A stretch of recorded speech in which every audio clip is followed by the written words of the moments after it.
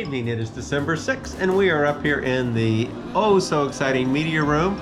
We're going to be putting the subflooring in the media room. We got the levelers in on Sunday.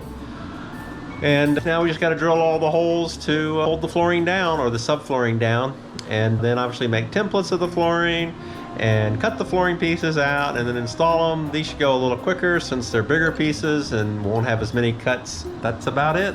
Later. You can do this if you wanted to, and I can work on start laying out flanges. So let me show you what I do. You don't want to stop on top of the bump. You want to rotate off of it, but obviously put your point where it works. But you get it positioned, and then you hit the top button, which locks it in place. Wait. That's the red lit button. Okay. Little drop.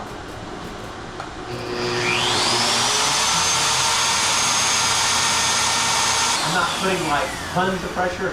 I'm just putting just enough pressure that I can feel it digging in, slowly going through the metal.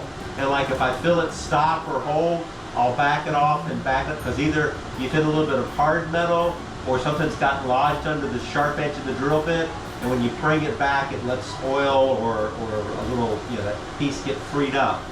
And you'll when you getting near the end, you'll kind of feel like the metal's stretching, because that's what's actually happening, is it's stretching the metal. So you know you're about ready to go through, so you can start backing off on your pressure so that you don't go crashing through. But okay, and then so when you have it running, like if it's, you can do it two ways. It can be running like this, and if you just hit the big red, the small red button by the green button, it'll shut the drill off, but it keeps it locked. But if you're gonna ready to move it, you can hit that button, and it'll kill it and everything like that, and it automatically disconnects that circuit, so that when you turn it back on, it doesn't start drilling anymore. So you just move over to the next one. So let me do it. Yeah. And you want to be basically sitting behind the drill in case the magnetic comes, somehow it comes free. And when you're handing over the handle, don't be like gripping the handle. You want to just be pushing it. Lightly touch it, so if it gets ripped out of your hand, it just goes away. Your hand doesn't follow along with it. And I usually give it a tug to make sure it feels locked. And you start it while it's up. Yeah. Oh, and look, see how your cord is now leaning against it? So at that point, you want to lift your cord off of it. Just hold it here. No, don't hold it. Just to get free.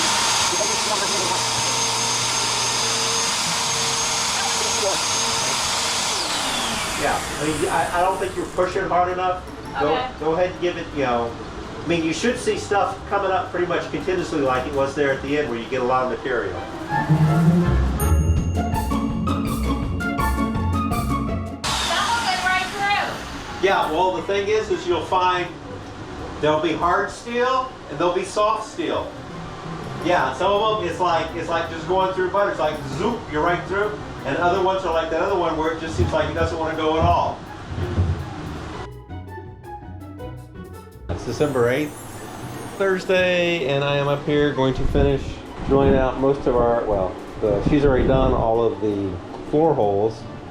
We're going to be mounting some of these brackets. You got these flanges, we're going to put pipe shelving supports down below, and you can see some of the holes or markings that I put. You see that one. Anyway, I'm going to drill those out, about 40 holes. We also got them along this line. Then I'm going to hopefully clean everything and gently sand it and then paint them all so that we can start installing the flanges first thing in the morning. And then we will move to the floor. Anyway, later.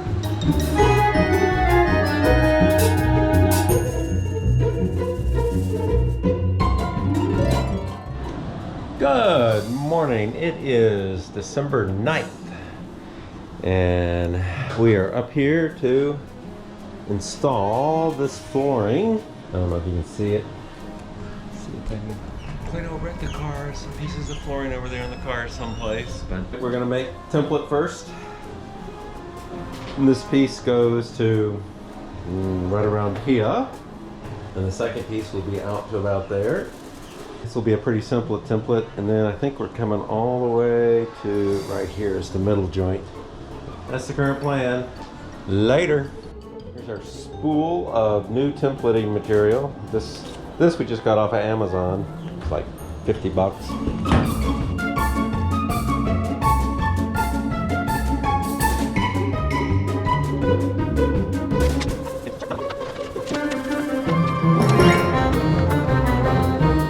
On these longer ones, a lot of people put corner joints. They'll take small pieces like this and glue a piece in like that, and maybe glue a piece like that. But they're usually trying to roll them up and take them a long distance. We're only carrying them a few hundred feet, so I'm not going to do that. Hopefully I won't regret it. Okay, so that one is untaped, but this guy we will just kind of pick up like so. Yeah, we can kind of fold them together like that. There's one template. Okay, we are out here by our little storage shed, which is an absolute disaster. But anyway, this is where we're going to cut this piece. I've already put the template down. We forgot to bring the masking tape, so I just used clear packing tape, which we happen to have in the car. But then we didn't have pencils except for these pieces of the pencil. So now Jeannie's going back and getting a pencil sharpener, and we forgot hearing protection. In laying this template, I put the longest straight edge on the board, and then everything else kind of comes out from there. So, and most of those look like less than 62 inches or 48 inches. So I'll try to do it with just a single track saw piece, which is right over here. So I'll just pull that track saw up and go to town. I'm gonna go ahead and pull this off. So later.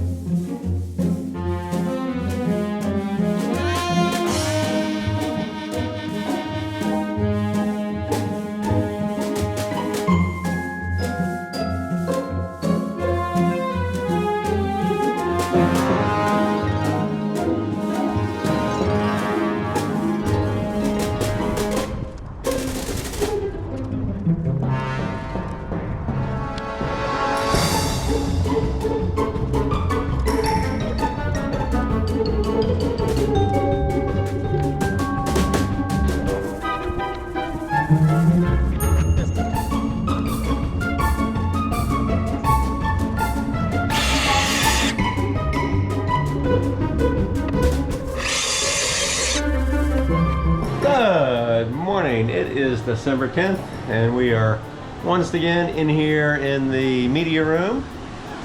We did get the rest of the boards laid down. I think we got those two more cut.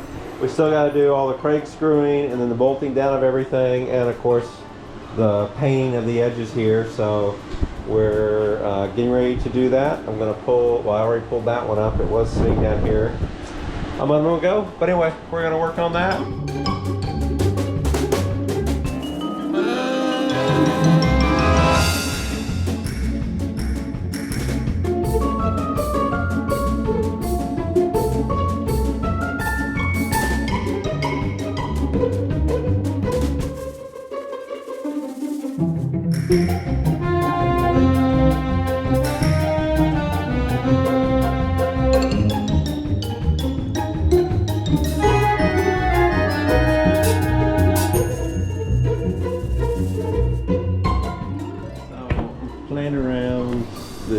If I pull this back out, basically, you know, the steel is very unlevel, and so there we have this gap, which is a little bit less than, well, there it looks like it's less than a quarter inch, just because that's not all the way down on it. And so what I'm doing is I'm going to get a 1/4 inch piece like this, and then take some of the templating material and basically use it all as a big shim to go up underneath there, and that pretty close to getting it. Yeah, it can still go up a little bit higher. We could almost do one more layer of this. Clean this piece up and slip it in. And we're doing 4 layers. Yeah, I like that even better. So, yeah. And then that's going to continue over here, but then it kind of truss out, and you can see as you come across, this becomes less. What I'm working on here is shim for this.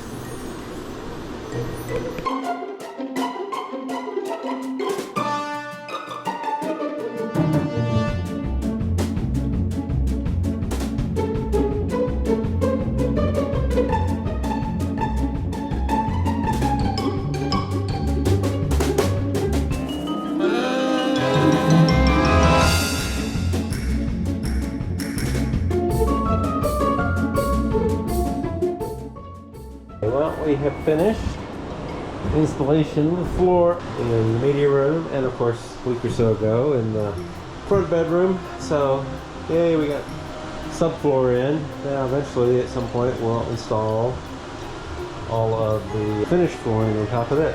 Still need to, like I did in the front floor, screw it in from the bottom, so that is what I am heading to go do now. Go walk downstairs. My information, my news, and